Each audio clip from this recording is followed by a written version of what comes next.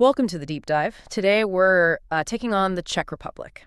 And what makes this exploration, a bit different is the blend of perspectives we've got. Yeah, we're mixing things up. We've got firsthand accounts from EVS volunteers, that's European Voluntary Service volunteers, people who've actually lived and worked there. Right. Boots on the ground experience. Exactly. And we're putting that alongside some really crucial historical context. Especially digging into the religious conflicts that have really shaped the region. It's quite a story. Our aim here is to connect these personal experiences and the historical facts. Yeah, to give you a genuinely insightful understanding of this country right in the heart of Europe. So the sources reflect that. We do. We've got reflections from a publication called Czech Republic through the eyes of EVS volunteers, which is fascinating. Okay. And we'll be weaving in the story of the infamous Defenestrations of Prague. Always a dramatic name. Isn't it just?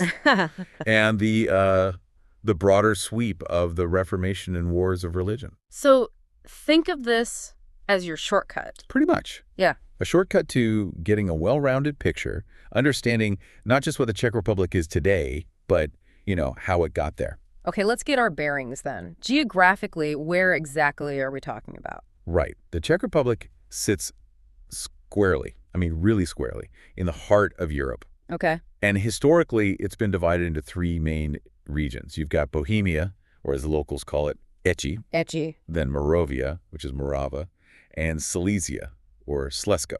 And the name itself, Czech, that has an interesting origin story, doesn't it? It does, yeah. Legend has it that the country gets its name from forefather Esh. Forefather Esh. He's said to have led the Slavic tribes to this place called Ib Mountain in Bohemia. Ah. And that's where they finally settled. It's more than just an old tale, though. Right. It's a founding myth. Exactly. It still resonates. There's even a Czech state holiday on July 5th, believed to mark their arrival. And the modern country. The modern Czech Republic is, we recognize it today. That came into existence on January 1st, 1993. Okay. And it's surrounded by quite a few neighbors? That's right. A fair few. Oh. To the west, you've got Germany. South is Austria. Slovakia is to the east. And Poland is up to the northeast. Landlocked, then. Completely landlocked. But interestingly, it's almost entirely bordered by mountains. Oh, really? Yeah. Its highest point is Snižka, which means snow mountain. Reaches about 1,602 meters. So no coastline, definitely no beaches. Nope, no sea. But what it lacks there, it more than makes up for with extensive and really beautiful forests. Right. And 4 national parks. Spinoci, Umava, Podige, and Bohemian Switzerland. Bohemian Switzerland? Yeah. Sounds intriguing. It is.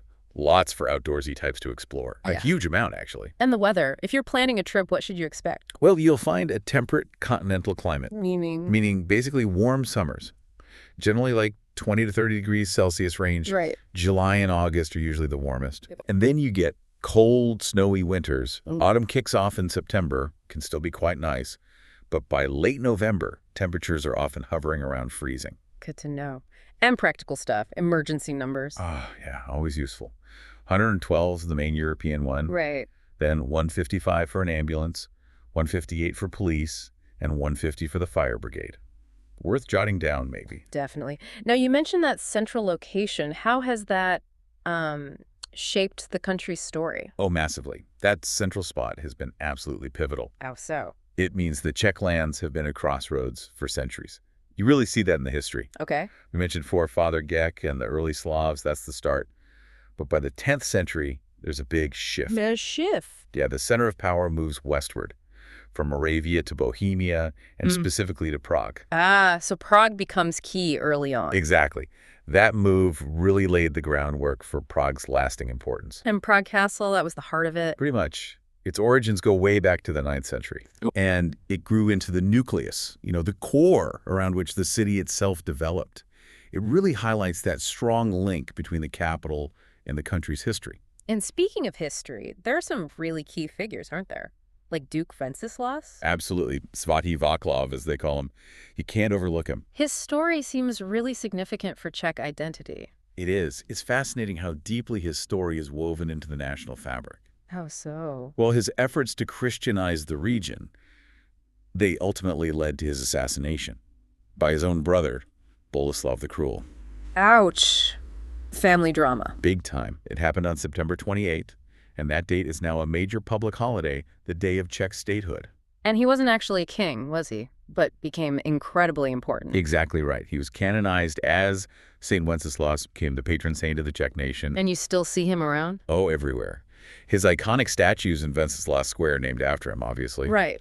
And he's even on the 20 Czech crown coin. Huh. And another key moment was unifying Bohemia and Moravia. Yes, in 1031. Yeah. That really brought together the core of what we now think of as the Czech Republic. But it wasn't all smooth sailing after that, was it? Oh, far from it. Fast forward a few centuries to Jan Hus. Ah, Jan Hus. Burned at the stake. In 1415, yeah, for what the Catholic Church called heresy. Right. And that act was truly pivotal. Why pivotal? Because it ignited the Hussite Wars, a really significant, often overlooked period of conflict from 1419 to 1434. Okay. And these wars weren't just, religious squabbles.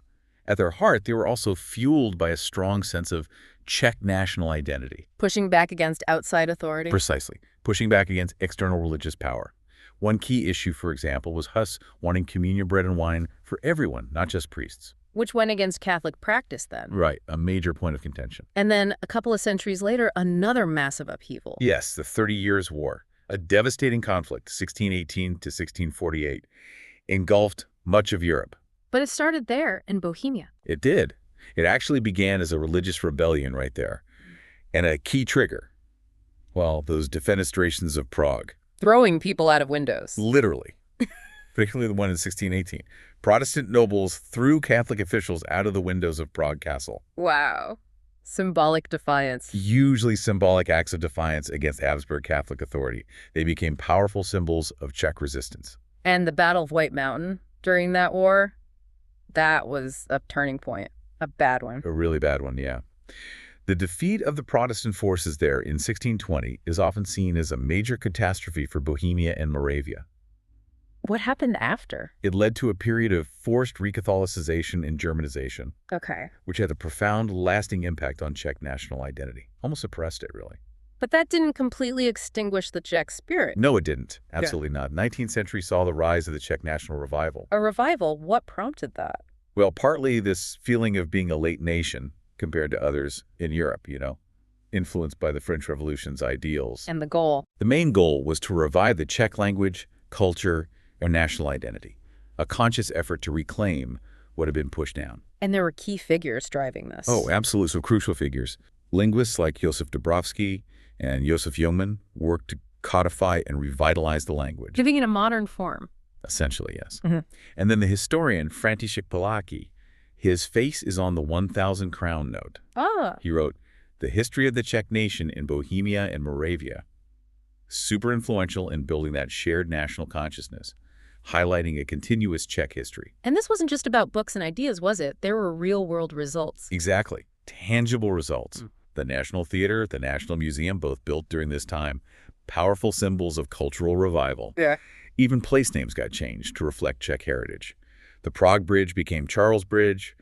The Horse Market became Wenceslas Square. Deliberate acts to boost national pride. Absolutely. Then, fast forward again, end of World War I, Austro-Hungarian Empire collapses. October 28, 1918. A truly massive day. The establishment of the Czechoslovak Republic, ASR, still a major state holiday. Now, Czechoslovakia, uniting Czechs and Slovaks, that's interesting. They are distinct nations, right? They are, yes. Distinct nations, distinct languages, distinct cultures, though the languages are quite close, often understandable to each other. So why unite them? It was largely political, coming out of World War I. The Allied powers saw it as a stronger entity in Eastern Europe. A buffer zone? Kinda, yeah. The cordon sanitaire idea.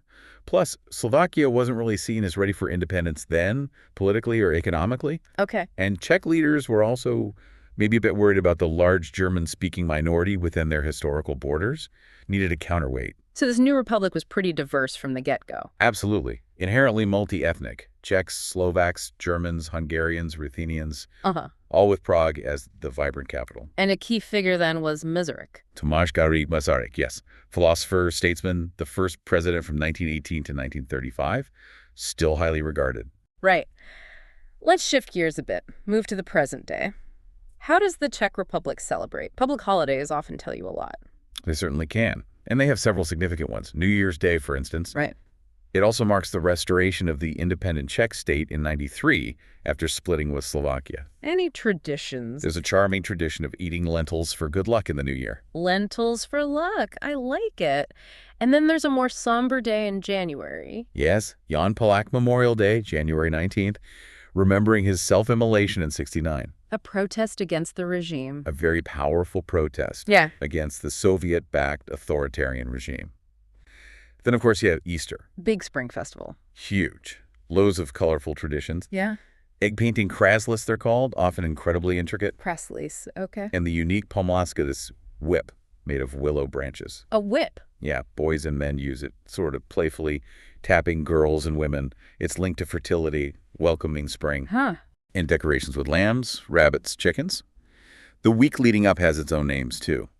Ugly Wednesday, Green Thursday, Good Friday, White Saturday, though maybe more actively marked in the countryside. And April ends with witches.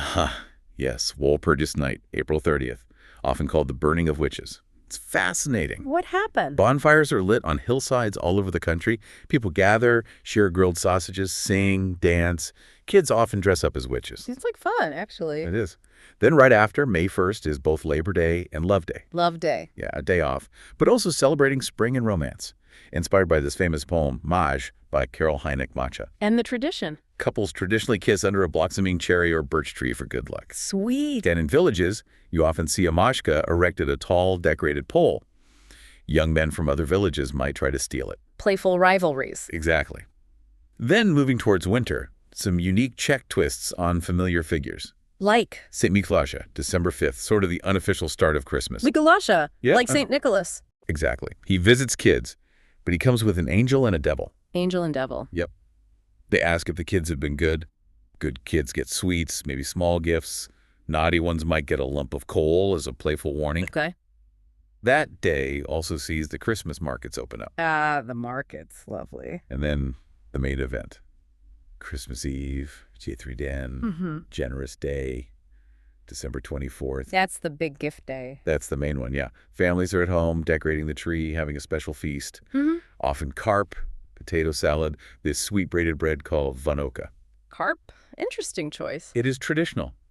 And there's a charming custom of hoping to see a golden piglet. A golden piglet. Yeah, if you fast all day, supposedly you might see it, brings good fortune. Presents are exchanged in the evening. And who brings them? Not Santa. Nope. Believed to be brought by baby Jesus Ježíšek. Ježíšek. Okay. Lots of rich traditions there. Let's dive into Czech culture more broadly now. Literature seems like a good starting point. It is. And they produced some internationally renowned authors, Jaroslav Hašek, for one. The Good Soldier of Vic. That's the one. A satirical masterpiece. Vic's adventures during World War I. It's darkly humorous, absurd, but also a sharp critique of authority, war. A certain Czech resilience in there. Definitely. Humor in the face of absurdity. A unique voice. And then there's Kafka, almost a byword for modern anxiety. Absolutely. Franz Kafka is just a towering figure in 20th century literature, works like The Metamorphosis. Incredibly unique. How so? They blend this absurdist fiction with stark, unsettling realism, exploring alienation, bureaucracy, the individual against incomprehensible systems. And you find new things each time you read them. Often, yeah. New layers of meaning. For something completely different, Miroslav Jušek's This Is, children's books. Oh, I think I know those. Beautiful illustrations. Exactly. Wonderful for kids, but actually surprisingly good for adults learning basic Czech vocabulary, too. Good tip. And a more contemporary voice, internationally known. I'd definitely point to Milan Kundera, The Unbearable Lightness of Being. Deeply philosophical. Weaves a complex love story with Czech history in the 60s and 70s. All right. The Soviet regime, emigration. All of that. Exploring love, history, political oppression, emigration, the nature of human existence. Heavy, but brilliant.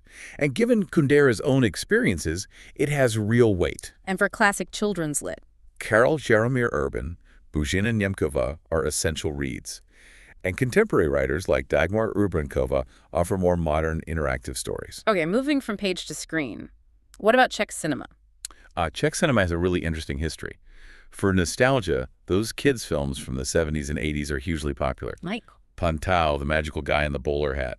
Or Letající Estmír. Flying Chester? That's him. And the fairy tales by Václav Vorlicek. especially Three Nuts for Cinderella. Ah, Trzyki pro Popelku. It's huge at Christmas, isn't it? Absolutely love it. A national treasure. Seems Czechs have a real enduring love for fairy tales, especially around Christmas. Any more recent fairy tale directors? Yes, Stanek Troška is quite popular now. Films like O Princezny Jezniec, Ale Tajísin Ševčí, The Princess Jeznenka, and The Flying Shoemaker, and adaptations like Zípek Lešistí, Hell's Luck. Okay, what about comedy? The film Samotaži, Loners, is a great example. It even has a memorable scene referencing the national anthem. And the EVS volunteers, what did they recommend? A wide range, from the charming Večerníček bedtime stories, Bob Bobek the Rabbits, Kritek the Little Mole. Yeah, I know him. Everyone knows Kritek. Yeah. To more serious dramas like Ilari or the WWII film Tmavo Modio Svit, Dark Blue World. Yeah. And the Czech New Wave films, often quite surreal. Comedies too. Oh yeah, Očistníci zájezdu, Holiday Makers, Pelíši, Cozy Dens, Boštížin, cutting it short. Lots to explore. And there's a big film festival. Yes, the International Film Festival in Karlovy Vary. Major event on the global cinema calendar. Very prestigious. Let's turn to music. Strong tradition there too, right? Absolutely. A really rich musical heritage. You've got world-renowned classical composers. Gajit Smetana. Ma vlast. My country. Exactly. Especially the Vltava movement depicting the river. Yeah. Iconic. Then Antonín Dvořák. New World Symphony. That's probably his most famous, yeah. Yeah. And his opera Rusalka. And Leo Janáček, known for innovative operas like Her Stepdaughter. All fundamental figures. And Smetana's birthplace hosts the festival. It does, Liedermeyer. A major national classical music festival in his honor every year. There's that saying about Czechs and music, isn't there? Yes. Kus. To muzikant. Meaning? Every Czech is a musician. Really speaks to that deep cultural connection. And popular music. Awards. The Eski Slavic, Czech Nightingale, is the big one. Yeah. Like the Grammys. Okay. And legends like Karel Gott and Lucy Bila have each won it an incredible 18 times. Shows Right. their enduring popularity. And festivals. Beyond classical. Oh, loads.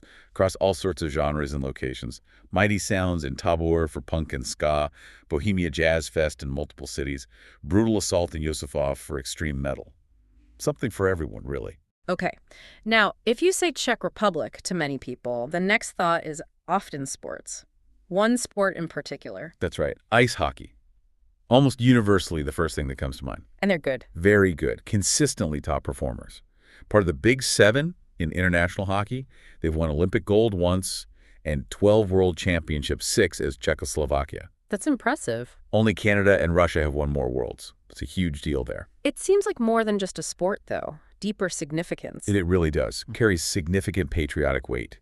Some historians even say founding their Ice Hockey Association in 1908 was partly about asserting identity within the Austro-Hungarian Empire. Wow. And that patriotic fervor was intense during the 1938 World Championship in Prague, playing Germany, with Hitler's shadow looming. Incredibly charged atmosphere. But it's not just hockey, is it? Other incredible athletes. Oh, absolutely. Tuptapanka Hilgertova in whitewater kayaking, Yeah. dominant for over a decade. 5 World Championships, 2 Olympic golds. And she kept going. Kept competing at the top level until she was 48. Truly remarkable. Biathlon has also surged in popularity recently, Ah, yes, skiing and shooting. with stars like Gabriela Kukulova, won the overall World Cup, World Championship golds, Olympic medals, and their mixed relay team has been super successful too. And on the ice, but different ice. Speed skating. Can't forget Martina Sablikova, the Czech snow queen. Her record. Phenomenal. 5 Olympic medals, 3 gold, 16 World Championship golds. Just staggering. And apparently she's a keen cyclist too. Multi-talented. And gymnastics. Zurada Islavska, a true legend. 7 Olympic golds, 4 world titles. Incredible. But she was admired just as much for her patriotism. Her courageous opposition to the communist regime in '68 made her a global icon. It is amazing, the sporting success for a country of about 10 million. It really is. Yeah. You've got others too, like Hukash Bauer and Katarzyna Normanova in cross-country skiing, footballers Petracek and Pavel Nedved, tennis player Helena Sukova, snowboarder Eva Samkova. The list goes on, punching well above their weight. Let's talk food, something everyone loves. What's the general idea about Czech cuisine? Well, the common perception is often, pretty meat-heavy. Maybe not a lot of veg. Is that fair? Partially. But the EVS volunteers sometimes had a slightly different take. They noticed daily meals, like in kindergartens, often did include soup, Main dish with a decent amount of vet and potatoes. Surprised some of them. But vegetarians might struggle sometimes. Yeah, especially outside the big cities. In smaller towns, options can be limited.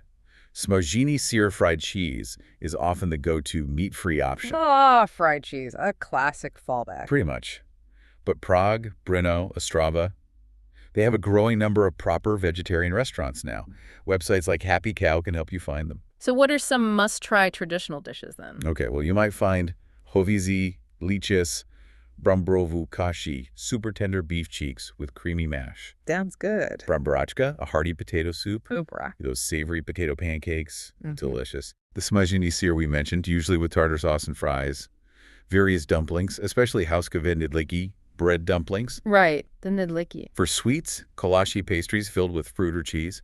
Tridlo, that grilled pastry coated in sugar and cinnamon you see everywhere. Trdilnik, yeah. You might also see pavližovský jezek, a pork schnitzel, and maybe the most iconic, svikova, snedlikova, sirloin, in a creamy vegetable sauce with bread dumplings, often a dollop of cranberry sauce. It's a classic. We've even got recipes in the sources. Yeah, for brambarach and brambarovi salat, that creamy potato salad, super popular, especially at Christmas. Oh, and you'll often see goulash, the stew, and udopenic pickled sausages. Udopenic, ground men. That's the literal translation, yeah. Sounds grim, tastes interesting. Sounds like a good mix to explore. What about the Czech people themselves? What are they like, based on the volunteers' insights? Well, the volunteers painted a picture of people who tend to value their privacy, generally not big gossips. And interestingly, despite all the beautiful churches, especially in Prague, most Czechs identify as non-religious. Maybe around 60% or so. That is interesting, but there are things they do get passionate about. Oh, definitely. That ice hockey enthusiasm we talked about, undeniable, often very passionate. And beer. Beer, deeply ingrained in the culture, a real appreciation for it. Lots of small family breweries alongside the big names. And different ways to pour it. Yeah, specific terms. Fladinka, smooth, mostly beer. Moko, almost all foam. You get a small half pour. Octon, straight from the tap, no foam. Joe's balanced, good head. It's an art. Wow, okay. Anything else strike the volunteers? Well, there was that poll in 2015, The Greatest Czech. One. Officially, historical figures like King Charles IV, Malaric, Václav Havel. But the fictional character Jara Simon actually got the most votes. A fictional character? Yeah, a kind of national trickster, polymath figure. He was disqualified, obviously. What does that tell you? Tells you something interesting about Czech humor, maybe. Their relationship with national identity. Willingness to embrace the absurd, celebrate cleverness, poke fun at norms. Interesting. And how do they typically spend their free time? Lots of time in nature is common. Weekend trips to cottages. Chatty, they call them. Ah, the cottage culture. Very much so. Enjoying beer, eating nedliki, relaxing at the chatty, and sports cycling, hiking in summer, cross-country, downhill skiing, and of course, hockey in winter. Right. Now, if you're visiting, maybe for EVS, how easy is it to travel around? Our sources suggest it's quite straightforward. Trains are really popular, used by most EVS volunteers. Okay. Buses are common and reliable, too. Websites like Flixbus, Polskabus for buses, BlaBlaCar for ride-sharing. They're useful. And for finding places to go. Resources like cuisine, literally, where to go when you're bored, and the official Czech tourism site are excellent. And the must-see destinations. Prague, obviously. Prague, yeah. Needs a little introduction. Prague Castle, Charles Bridge, Wenceslas Square, Old Town Square with the clock, and Jan Hus statue, the Jewish Quarter. All must-sees. But what about alternative Prague? Good question. Explore places like Letna Park, where that huge Stalin statue used to be. Right. The independent Bio Oko Cinema. David Cherney's strange, often provocative statues. The upside-down horse, the crawling babies, the peeing statues. Yes. And the Holy Jovis neighborhood. Cool cafes, vintage shops, very trendy. Focus on recycling and stuff. Okay, good tips. What about outside Prague? Definitely check out Brno, the second city. Yeah. Dominated by the Cathedral of St. Peter and St. Paul. The one with the weird bell ringing? That's it. Rings noon bells at 11 a.m. A clever trick from a siege in 1645. Freedom Square is the main hub. Has this unique black clock that spits out a glass pebble at 11 a.m. too. A pebble clock. Okay. And Plusha. Famous for Pilsner Urquell, of course. You can tour the brewery, taste the unfiltered, unpasteurized stuff right there. Or in traditional pubs like Shankna Parkanu. A real treat for beer lovers. And Olomouc. Heard that's charming. Very charming. Baroque city, easy to walk around. Horny Square has the stunning Holy Trinity Column UNESCO site Impressive. and an astronomical clock on the town hall, but this one has, like, socialist-era figures moving at noon, different from Prague's. Interesting twist. Lots of churches climb the tower of Svatý Mořič for views, though maybe closed in winter. It's a student town, too, so very lively. Cafes and pubs? Over 100. Café Mahler, Café 87 get mentions, and a tea house, Krtochvil, that locals highly recommend. Apparently, it's addictive. Huh. Evening entertainment. Music club, 15-minute jazz Tibet club, events at the Convict Student Building. Cinema Metropole often shows English films, 3 theaters. And for regional food, Hanaka Hospoda is good. Apparently, the English-German menu translations can be quite amusing. Good to know. Finally, let's touch on the volunteers' own experiences. What was daily life like? Well, the accounts give some nice glimpses. One volunteer in Prague worked at a youth center, DDM Dečko. What do they do? Typical day. Czech lessons, prepping activities, lunch with other volunteers, helping with dance prep, leading street dance classes for kids, then reviewing the day. Sounds busy. Language barrier tough. Initially, yeah, limited Czech. But they stressed the positive experience, the strong bond between volunteers. And another one in Brno. Yeah, described a routine, Czech lessons, coordinator meetings, lunch, then helping with handcrafts in schools, assisting in clubs, a ceramic atelier, even teaching Spanish to adults. So, varied work. And they mentioned how the initial routine feeling evolved into building real friendships, having a proper social life. Any downsides mentioned? Challenges? Food could be a challenge, yeah, especially for volunteers from Southern Europe. Finding consistent vegetarian options outside Prague or Brno could be tricky sometimes. Hotels, smaller places, often had mostly meat-heavy menus. Right, back to the smažený here. Probably. Okay, so, to wrap up our deep dive, we've really journeyed through the Czech Republic, its central location, its long, fascinating history, Hussite wars, those dramatic defenestrations, 30 Years' War. The big historical beats. We've explored its rich culture, literature, film, music, that huge passion for hockey. Unique holidays, traditions. Yeah, the fairy tales, the beer culture. Touched on the food hearty, maybe, but with interesting dishes. And got insights into the welcome volunteers felt. Absolutely. It hasn't just been facts, has it? We've tried to weave together that history with the real lived experiences. From those EVS accounts. Yeah, people immersed in the culture. And on that note, here's something to, chew on. Given the Czech Republic's history, right at that European crossroads, and its current mix of deep tradition and modern life, what unique role might it be poised to play in Europe's future? Culturally, politically? That's a big question. Or maybe, thinking about those passions, we found intense hockey pride, love for fairy tales. Wow. What seemingly contrasting passions might define other cultures in surprising ways? Makes you question assumptions, doesn't it? About different nations, what drives them. Definitely something to think about.